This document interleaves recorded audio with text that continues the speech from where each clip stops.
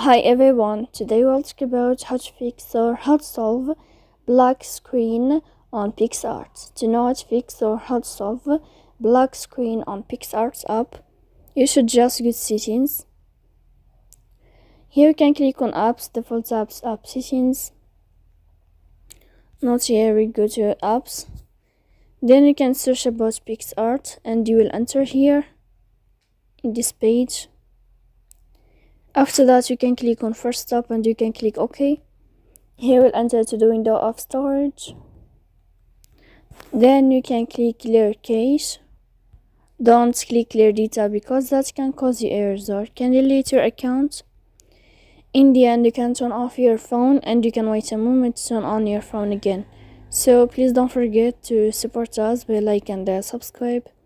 See you next time in another video and thank you for your attention.